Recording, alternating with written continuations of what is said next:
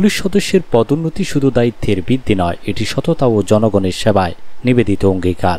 Police super Rangamati Ahmad Bilal খানের প্রতিবেদনে বিস্তারিত। রাঙ্গামাটিতে পুলিশের অধস্তন কর্মকর্তা ও কর্মচারীদের বিভাগীয় পদোন্নতি পরীক্ষা 2025-এর ক্যাম্প, প্রশিক্ষণ, প্যারেড ও সাক্ষাৎকার অনুষ্ঠিত হয়েছে। পরীক্ষায় সভাপতিত্ব করেন রাঙ্গামাটি পার্বত্য জেলার পুলিশ সুপার ও বিভাগীয় পদোন্নতি পরীক্ষা বোর্ডের সভাপতি ডক্টর SM ফরহাদ হোসেন।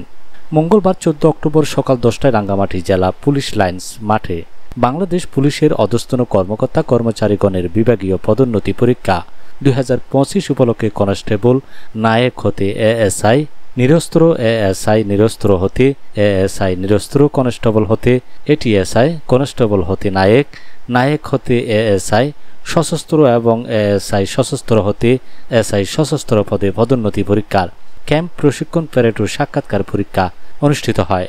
বিভাগীয় পদোন্নতি পরীক্ষা পরিচালনা বোর্ডের সদস্য হিসেবে উপস্থিত ছিলেন চট্টগ্রাম জেলা পুলিশের অতিরিক্ত পুলিশ সুপার ট্রাফিক জনাব শেখ মোহাম্মদ সেলিম মহোদয়, রাঙ্গামাটি পার্বত্য জেলার সহকারী পুলিশ সুপার SF জনাব মোজাম্মেল হক মহোদয় এবং রাঙ্গামাটি জেলা পুলিশের সংরক্ষিত পুলিশ পরিদর্শক RI জনাব মোহাম্মদ ফোরকান শরীফ।